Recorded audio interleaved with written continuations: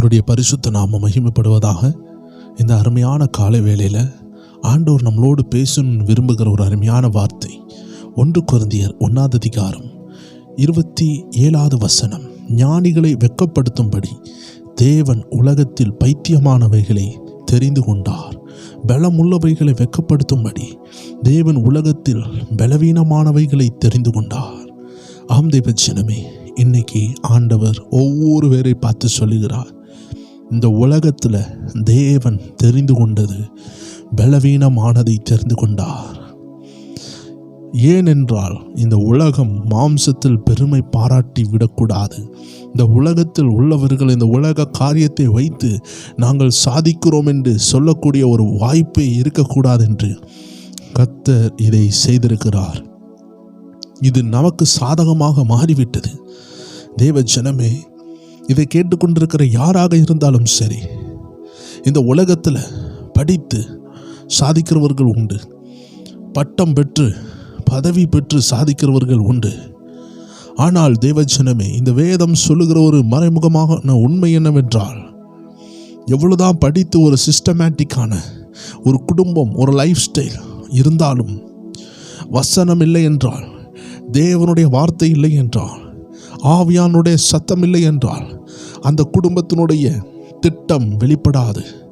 அவர்கள் படித்த மேதாவியாக இருக்கலாம், பெரிய பதவியில் இருக்கலாம், தேவ சித்தத்தை அவர்கள் செய்தார்களா என்று கேட்டால் இல்லை. இதுதான் மனிதனுடைய பரிதாபமான நிலை. இன்னைக்கு உலகத்தில் உள்ள முக்காவாசி மனிதர்களும் என்ன சொல்றாங்க? உண்மையாக ஆண்டவரை ஏற்றுக்கொண்டவர்கள் சிலர்தான். எல்லாரும் அவர்கள் பதவியை நம்புகிறார்கள், ஆஸ்தியை நம்புகிறார்கள், படிப்பை நம்புகிறார்கள். ஆனால் கர்த்தரை நம்புகிறவர்கள் சிலர் மாத்திரமே. அப்படி என்றால் பரலோகத்துக்கு செல்லுகிறதற்கு படிப்பு போதுமா? நம்ம கையில் உள்ள புத்தகங்கள் நம்மை பரலோகத்துக்கு கொண்டு செல்லுமா? புத்தகங்கள் நமக்கு பரலோகத்தின் திறந்த வாசலை காட்டும் என்றால் இயேசு மரிக்க வேண்டாமே? நம்மளை பரிசுத்தமாக புத்தகங்கள் வைத்துக் கொள்ளும் என்றால் பரிசுத்த ஆவியானவர் வேண்டாமே? வேத வசனங்கள் வேண்டாமே? தேவஜனமே, இந்த படிப்பு உலகத்திலே சிறந்த படிப்பை படித்தவர்களை பற்றி வேதம் சொல்லுகிறது. இந்தபடி 25 1 கொரிந்தியர் 1:25 சொல்லுகிறது, இந்தபடி தேவனுடைய பைத்தியம் என்னப்படுவது மனுஷனுடைய ஞானத்திலும் அதிக ஞானமாய் இருக்கிறது. அப்படி என்றால் என்ன? இந்த உலகத்தில் ஒருத்தன் சயின்டிஸ்டுக்கெல்லாம் சயின்டிஸ்டாக இருந்தாலும், டாக்டர்களுக்கெல்லாம் டாக்டராக இருந்தாலும், இந்த உலகத்தில் ராஜாக்களுக்கெல்லாம் ராஜாக்களை சக்கரவர்த்தி என்று சொல்வார்கள். ஸோ அப்படிப்பட்ட உயர்வான இடத்துல இருந்தாலும், மனிதனுடைய ஞானத்தின் உச்சக்கட்டத்துக்கு போனாலும் அது தேவனுடைய பைத்தியம் என்று வேதம் சொல்லுகிறது. பைத்தியம் என்றால் என்ன? ஆண்டவருடைய பலவீனமான விஷயம். ஒரு சின்ன பிள்ளை உங்கள்கிட்ட வந்து இந்த ஸ்பெல்லிங்கை சொல்லுங்கன்னு சொல்லும் பொழுது, நீங்கள் ஒரு பெரிய பட்டதாரியாக இருக்கிறீங்கன்னா உங்களுக்கு அந்த ஸ்பெல்லிங் எப்படி இருக்கும்? ஆப்பிளுக்கு ஸ்பெல்லிங்கை அதை மனப்பாடம் பண்ணி 5 நாள் கஷ்டப்பட்டு அது மைண்டில் ஏற்றிட்டு வரும். இப்போ தான் ஏபிசிடி அது படிச்சிருக்கும். அது கஷ்டப்பட்டு ஏரோப்ளேன்னு சொல்லி ஒரு ஸ்பெல்லிங்கை மனப்பாடம் பண்ணிட்டு வரும். ஆனால் உங்கள்கிட்ட அதை கேட்கும் பொழுது உங்களுக்கு அது ஒரு விஷயமே இல்லை. ஆப்பிளுக்கு ஸ்பெல்லிங்கை சொல்ல முடியாதா உங்களால்? ஒரு ஏரோப்ளேனுக்கு ஸ்பெல்லிங்கை சொல்ல தெரியாதா? படித்து பட்டம் பெற்ற பெரிய பட்டதாரிக்கு இது ஒரு விஷயமே இல்லை. அப்படிப்பட்ட பட்டதாரிக்கு இந்த சின்ன பிள்ளை கேட்குறது காமெடியாக இருக்கும், சொல்லப்போனால் பைத்தியமாக இருக்கும். இதே போல தான் இந்த உலகத்தில் உள்ள உன்னதமான படிப்பு கூட ஆண்டவருக்கு முன்னாடி அது பைத்தியமாக தெரிகிறது. ஆண்டவருக்கு முன்னாடி எவ்வளோ பெரிய பட்டதாரியும் A for apple B for பாய்னு சொல்லக்கூடிய ஒரு சின்ன பிள்ளைய போல, ஆவனா படிக்கிற ஒரு சின்ன பிள்ளைய போல தான் ஆண்டவருடைய பார்வையில் எல்லா ஞானிகளும் இருக்கிறார்கள். அதை தான் அந்த வசனம் விளக்குகிறது. ஸோ தேவ ஜனமே, இந்த உலகத்தில் தேவனுடைய பலவீனம்னு ஒன்று இருக்குது. அதை குறித்தும் அதே வசனம் சொல்லுகிறது. அது மனுஷனுடைய பலத்திலும் அதிக பலமாக இருக்கிறது. இந்த உலகத்தில் உள்ள அத்தனை இராணுவமும் சேர்ந்தாலும் அந்த இராணுவத்தினுடைய எல்லா வலிமைகளும், பயங்கரமான மிசைல்ஸும் ஆர்டிலரிஸும் பயங்கரமான பாம்ஸும் நியூக்ளியர் வெப்பன்ஸும் எல்லாம் சேர்ந்தாலும், ஒரு முறை இஸ்ரவேல் சொன்னது, நாங்கள் ஒரு கிளிக் பண்ணால் உலகமே அழிகிற லெவலில் மிசைல்ஸ், நியூக்ளியர் பாம்ஸ் எங்கள் கையில் இருக்குது, ஒரு பட்டனில் இருக்குது அப்படின்னு சொன்னாங்க. ஸோ தேவ ஜனமே, இவ்வளோ தூரம் இன்டெலிஜென்ட் கெப்பாசிட்டி கூடின பொழுதும் இந்த உலகமே அதிரத்தக்கதான பாம்ஸ் எல்லாம் உருவாக்கி வைத்த பொழுதும் பரலோகத்தை நோக்கி பார்க்கும் பொழுது இவர்களுடைய எல்லா பலமும் கர்த்தருடைய பலவீனம் என்று சொல்லுகிறார்.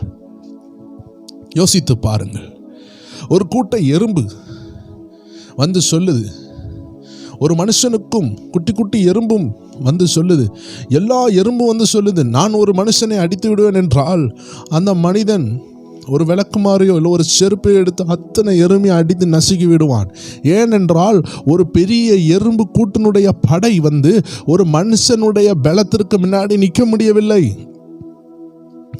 ஒரு யானைக்கு முன்னாடி ஒரு கொசு எப்படி இருக்கிறதோ அதே போலதான் தேவனுக்கு முன்னாடி மனுஷனுடைய பலம் எல்லாம் பலவீனமாய் தோன்றுகிறது. அதை தான் வேதம் சொல்லுகிறது. இதன் மூலமாக நம்மள்ட்ட ஆண்டு என்ன பேசுகிறார்? ஆண்டு சொல்லுகிறார், ஸோ மனுஷனுடைய எந்த விஷயமும், மனுஷனால் உருவாக்கப்பட்ட ஸ்கூலில் தான் அவங்க பிள்ளைகள் பல வருடங்களாய் படிக்கிறார்கள். மனுஷனால் உருவாக்கப்பட்ட காலேஜ், சில பிள்ளைகள்லாம் இந்த ஸ்கூலும் முடித்து காலேஜும் முடித்து நல்ல டிகிரியும் வாங்கி கடைசியில் பார்த்தா சொந்தமாக ஒரு பிஸ்னஸ் செஞ்சுருப்பாங்க. யோசித்து பாருங்கள், இந்த பிள்ளையினுடைய எதிர்காலம் எப்படி ஆகும் என்று அந்த பெற்றோருக்கு ஒரு வேளை தெரிந்திருந்தால் அந்த பெற்றோர் சின்ன வயசுலேருந்தே அந்த பிஸ்னஸை குறித்து கோச்சிங் கொடுத்துருப்பாங்க. தேவஜனமே, நம்ம கர்த்தருடைய ஞானத்தை இழந்து கொண்டிருக்கிறோம். இந்த காலத்தில் உங்கள் குடும்பத்துக்கு என்ன நடக்க போகுதுன்னு ஒரு சயின்ஸு சொல்லித்தராது. உங்கள் குடும்பத்துக்கு என்ன நடக்க போகுதுன்னு ஒரு டாக்டரால் சொல்ல முடியாது. ஆனால் இந்த வேதம் சொல்லும், கர்த்தர் சொல்வார். ஸோ தேவஜனமே, இந்த உலகத்தில் படிப்புகள் இருக்கலாம், அந்தஸ்து இருக்கலாம், உயர்வுகள் இருக்கலாம், உலக மேன்மைகள் இருக்கலாம். ஆனால் இது எல்லாம் வேதத்தினுடைய கால் தூசிக்கு சமமானதில்லை.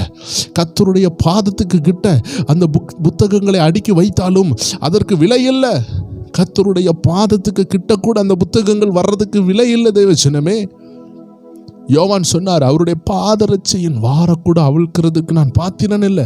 இதை சொன்னது தேவனால் அழைக்கப்பட்ட ஒரு தேவ மனிதன் சொல்லுகிறார்.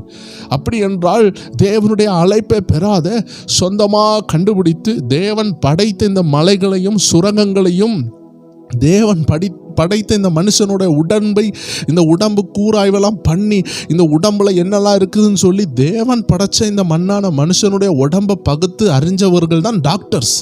தேவன் படைச்ச இந்த சுரங்கங்கள், மண்ணுகள், மலைகளை குடைந்து எடுத்து படிக்கிறவர்கள் தான் இந்த சுவாலஜிஸ்ட். இயற்கையை பற்றி படிக்கிறவர்கள் ஜியாலஜிஸ்ட். இவர்கள் எல்லாரும் தேவனால் உருவாக்கப்பட்டவைகளை படித்தார்களே தவிர தேவனை படிக்கவில்லை. அதனால் தான் ஆண்டு சொல்லுகிறார், இவ்வளோ அறிவாளியாகிய நீங்கள் என்னை கண்டுபிடிக்காமல் போய்விட்டீர்களே. கடைசி வரைக்கும் அவர்களால் கண்டுபிடிக்க முடியவில்லையே. எத்தனையோ டாக்டர்ஸ் இருக்கிறாங்க, படித்த மேதாவிகள் இருக்கிறாங்க. இன்னைக்கு வரைக்கும் சிருஷ்டிகர் யார் என்று தெரியாமல் இருக்கும் பொழுது உங்களுக்கும் எனக்கும் சிருஷ்டிகர் யார் என்று தெரியும். அதனால் தான் தேவஜனமே, நம்ம கையில் இருக்கிற வேதம் தலை சிறந்தது. நம்ம கூட இருக்கிற ஆண்டவர் தலை சிறந்தவர். இந்த உலகத்தில் உள்ள படித்தவர்களும் பட்டதாரிகளுடைய கண்களுக்கும் மறைக்கப்பட்டது தான் தேவனுடைய ரகசியம். அது உங்களுக்கு வெளிப்படுத்தப்பட்டிருக்கிறதை தான் அந்த அருமையான வசனம் சொல்லுகிறது. ஞானிகளை வெட்கப்படுத்தும்படி தேவன் உலகத்தில் பைத்தியமானவைகளை தெரிந்து கொண்டார். பலமுள்ளவைகளை வெட்கப்படுத்தும்படி தேவன் உலகத்தில் பலவீனமானவைகளை தெரிந்து கொண்டார். இன்னைக்கு எத்தனை ஊழியர்கள் படித்தவங்க குடும்பத்தில் வரலங்க, எங்கேயோ உடைக்கப்பட்டவங்க, தாய் இல்லாமல் தகப்பன் இல்லாமல் தற்கொலைக்கு சென்றவர்கள், உடைக்கப்பட்டவர்களை, படிப்பு அறிவில்லாமல் பேக்ரவுண்ட் இல்லாதவர்களை கர்த்தர் எழுப்பினார். God raised many rustic people. அவன் பிற்படுத்தப்பட்ட, ஒதுக்கப்பட்ட, உடைக்கப்பட்ட மோசமான ரவுடிகள், இவர்களுக்கு ஒரு காசு செல்லாது, இவர்கள் ஒன்றுக்கும் உதவாதவர்கள் சொன்னவர்களை கர்த்தர் ஊழியத்தில் பயன்படுத்தினார். காரணம், படித்தவர்களால் அவர் மறக்கப்பட்ட பொழுது, அந்தஸ்திலையும் அதிகாரத்தில் இருக்கிறவர்களால் இயேசு மறக்கப்பட்ட பொழுது, ஒன்றுக்கும் உதவாத குப்பைகளை போல எண்ணப்பட்டவர்களை கர்த்தர் எடுத்து பயன்படுத்தி அவர்கள் மூலமாக இந்த ராஜாக்களுக்கும் அதிகாரத்தில் உள்ளவர்களுக்கும் கர்த்தர் சுவிசேஷத்தை அறிவித்தார். அதனால் தான் ஆண்டவர் சொல்லுகிறார், படிப்புகளை கடந்து, பதவிகளை கடந்து, எல்லாத்தையும் கடந்தது தான் இந்த சத்திய வேதம். இந்த வேதத்துக்குள்ள ஜீவன் இருக்கிறது. இது உலகத்திலும் இல்லை, உலகத்தில் உள்ள நபர்களிலும் இல்லை, எந்த சயின்டிஸ்டையும் இல்லை, எந்த டாக்டர்டையும் இல்லை, இயேசுட்ட மட்டும்தான் இருக்குது இந்த ஜீவன். அதனால் தான் சொல்லுகிறது இந்த வசனம் சொல்லுகிறது, இந்த உலகத்தில் இல்லை, இந்த உலகத்தில் இருக்கிற தேவ பிள்ளைகள் கையிலையும் வேதத்தை சுமக்கிறவர் கையிலையும் பலவீனமாக எண்ணப்பட்டவர்கள் கைகளிலையும் கர்த்தர் இதை கொடுத்து ஆசீர்வதித்தா. இதை கேட்டுக்கொண்டிருக்கிற உங்களை பார்த்து ஆண்டு சொல்லுகிறார், இன்னைக்கு ஒன்று இல்லைன்னு நினைத்து கொண்டு இருக்கலாம். உங்கள் கையில் இருக்கிற விலையேற பெற்றதை இழந்து விடாதீர்கள். கர்த்தர் உங்களை நம்பி தான் அந்த வேதத்தை கொடுத்திருக்கிறார். நீங்கள் இதற்கு சாட்சியாக வாழ கர்த்தர் உங்களை அழைக்கிறார். வசனம் சொல்லுகிறது, மாம்சமான எவனும் தேவனுக்கு முன்பாக பெருமை பாராட்டுதபடிக்கு அப்படி செய்தாராம். 29வது வசனத்தில் எல்லாரும் கண்களை மூடி ஜெபிக்கலாம். இன்னைக்கு நம்ம கையில் இருக்கிற இந்த பொக்கிஷம், இது எந்த மனுஷனால் நமக்கு கொடுக்கப்படவில்லை, இது தேவனால் கொடுக்கப்பட்டது. யாரும் பெருமை பாராட்ட முடியாது. நான் பெரிய பதவியில் இருந்தேன், அதனால இயேசுராஜா எனக்கு இரக்கம் பாராட்டினார். நான் ரொம்ப படித்தேன், அதனால எனக்கு கிருபை கிடைச்சிச்சின்னு சொல்ல முடியாது. ஆண்டவர் யாரையும் பெருமைப்படுத்த அழைக்கல. கர்த்தர் புழுதியிலே இருந்து பெரியவர்களை உருவாக்குகிறார், சிறியவனை புழுதியிலிருந்து பெரியவனாக மாற்றுகிறார். ஸோ தேவஜனமே, இது கர்த்தரால் உண்டானது. இன்னைக்கு நீங்கள் கர்த்தரால் ஆசீர்வதிக்கப்பட்டவங்க. உங்கள் கையில் இருக்கிற வேதம் இந்த உலகத்தில் உள்ள எல்லா ரெக்கார்ட்ஸு, எல்லா டாக்குமெண்ட்ஸை காட்டிலும் பயங்கரமானது. இன்னைக்கு அநேகருக்கு இந்த ரகசியம் கிடைக்கவில்லையே, உங்களுக்கு கிடைத்திருக்கிறதே அதை பயன்படுத்துங்க, அதை எடுத்து உபயோகப்படுத்துங்க. உங்களுக்கு கிடைச்ச ராஜ மேன்மையை ஒரு காலம் இழந்து விடாதீர்கள். வேதத்தை காசுக்காக காட்டி கொடுக்கிறவங்க உண்டு, தேவ ஜனங்களை காசுக்காக காட்டி கொடுக்கிறவங்க உண்டு. இயேசு கிறிஸ்துவை யூதாஸ் காசுக்காக காட்டி கொடுத்தான். ஒன்றுக்கும் உதவாத இந்த மோசமான காசு, ஆமேன், பல காரியங்களுக்கும் மனிதர்களை கெடுத்து போடுகிறதற்கு அது உதவியாக இருந்தது. பண ஆசை எல்லா தீமைக்கும் வேறாக இருக்கிறது என்று வேதம் சொல்லுகிறது. பணம் எல்லாவற்றுக்கும் உதவினாலும் அதனுடைய தேவையில்லாத ஆசைகள் ஆபத்தாக மாறி இருக்கிறது. ஸோ தேவச்சரமே, இந்த உலக ஆசைகளில் இருந்து கர்த்தர் நம்மளை விடுவிப்பாராக, உலக எண்ணங்களில் இருந்து விடுவிப்பாராக. கர்த்தரை பற்றும் எண்ணம், வைராக்கியம் ஒவ்வொரு நாளும் நமக்குள் பற்றி எறிவதாக. இந்த அருமையான ஒவ்வொரு வார்த்தையின் மூலமாக கர்த்தர் உங்களை ஆசீர்வதித்து இதன்படி உங்களை வாழ உதவி செய்வாராக. இயேசுவின் நாமத்தில் ஜெபிக்கிறோம் எங்கள் நல்ல பிதாவே. ஆமேன், ஆமேன், ஆமேன். God bless you. இன்னைக்கு இருக்கிற உபாச ஜெபத்தில் பங்கு பெறுங்க. நமக்கு இன்னும் 2 days தான் இருக்குது. அட்டன் பண்ணுங்க. கர்த்தர் உங்களை ஆசீர்வதிப்பார்.